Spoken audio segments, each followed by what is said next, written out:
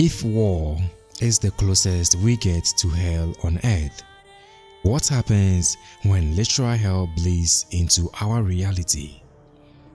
This isn't just a monster story, it is a tragedy layered in centuries of human hatred, religious conflict, and a mysterious celestial event that brought something ancient and terrifying to the surface. Today, we are diving deep into the grim, complex, and utterly fascinating lore of Hell is Us.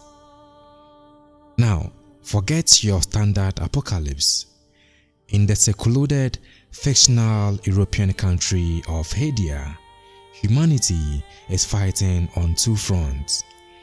A brutal, generations-old civil war between the Palomists and the Sabinians, and a terrifying supernatural invasion.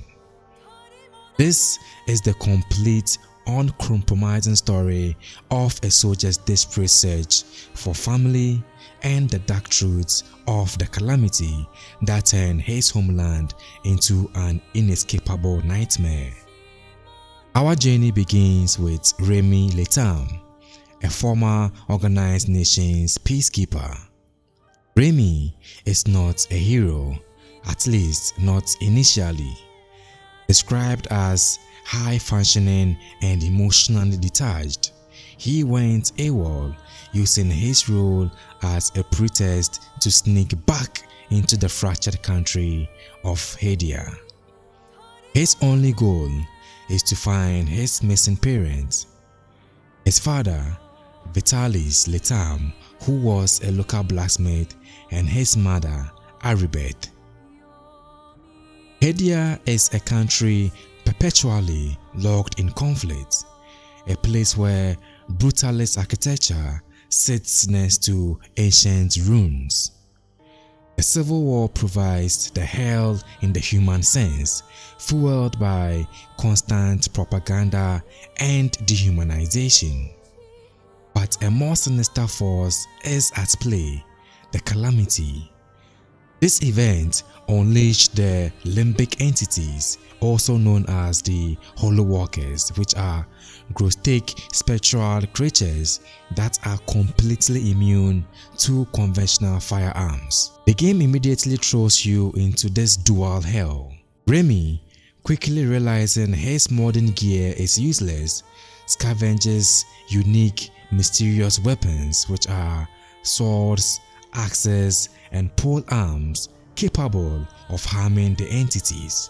These are the tools of a secretive war, and they hint at a history much deeper than the current civil conflict. Now, Remy's first major breakthrough is finding his father, Vitalis, but mortally wounded. In a final, breathtaking scene, Vitalis reveals he was part of an enigmatic ancient organization called the Vigil. Their sacred duty was to protect Hedia and crucially stop the Calamity. Vitalis passes on a key artifact known as the Keystone of Grief, and his last directive is to find the journalist called Tanya Alva before passing away and adding a tragic twist, claiming Remy's mother is dead. Linking up with a cynical and resourceful journalist, Tanya Alva provides Remy with the intellectual force he needs. Tanya acts as the law dump and the voice of the investigative corps.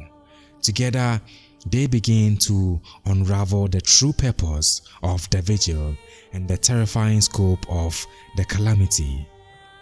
They discover the remaining Keystones, which are artifacts with immense power and are integral to a ritual known as the fail-safe, the only known way to stop the disaster. Now, the more they investigate, the clearer the picture becomes. The entities are not random demons. They are born from a colossal, otherworldly object, which is a massive white sphere of unknown origin, which has set up shop deep beneath Hedia. This fear is linked to a mythical entity known as the Eye of God, which has seemingly warped the country's reality. One of the most unique and horrifying aspects of the lore is the concept of time loops. These shimmering domes of negative energy are literal, localized echoes of the worst human actions, which could include public executions, gruesome murders, and moments of extreme hate and trauma. They endlessly replay these tragic events and only subside when Remy, using the appropriate limbic rod, collapses the loop's core and defeats its guardians. The game's core message is visually manifested here. Human violence is a perpetual cycle, and our extreme emotions are the fuel for the entities.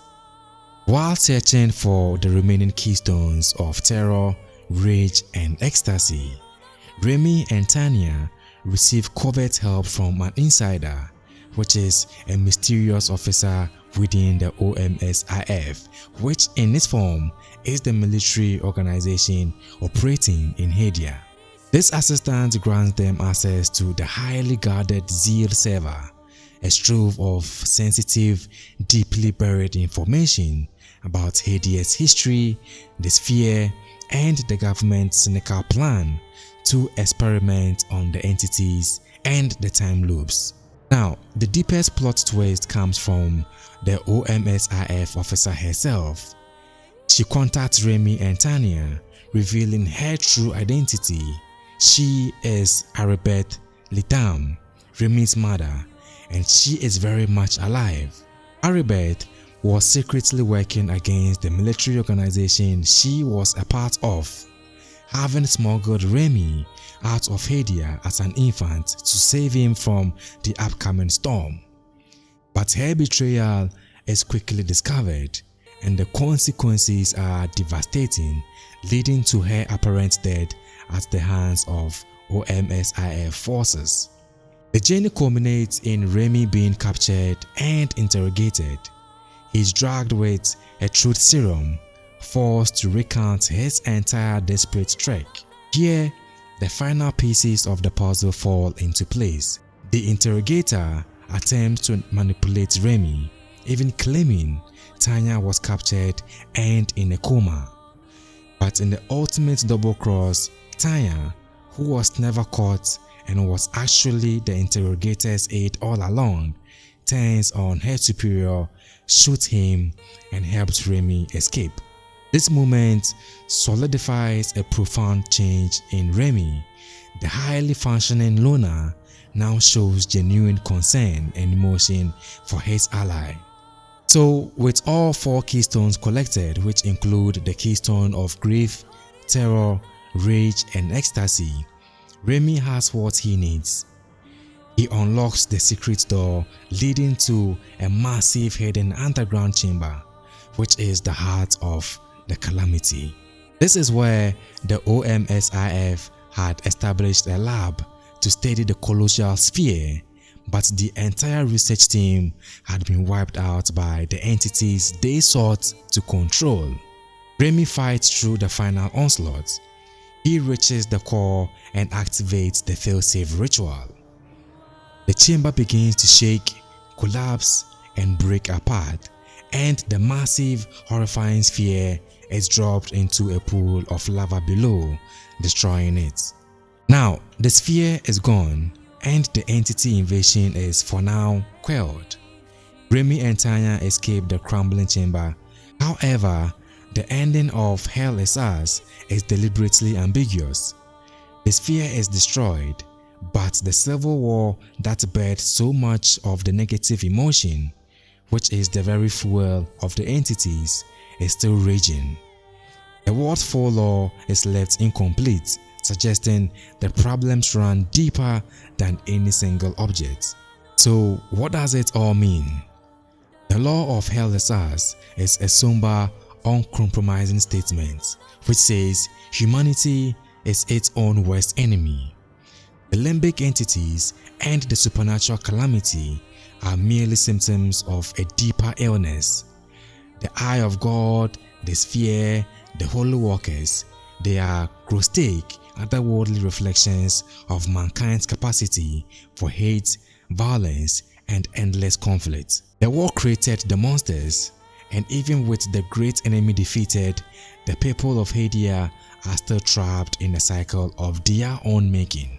Remy's personal journey took him from a desperate search for family to the savior of his homeland from a cosmic horror.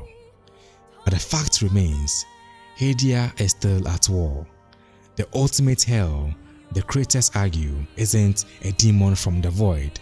It is the one we carry inside us. So, did Remy truly save Hedia, or just buy it some time? What do you think the sphere truly was? Let me know in the comments below, and if you want more in-depth lore videos like this one, be sure to smash that like button and subscribe. Thanks for watching. I will see you in the next breakdown. Bye bye for now.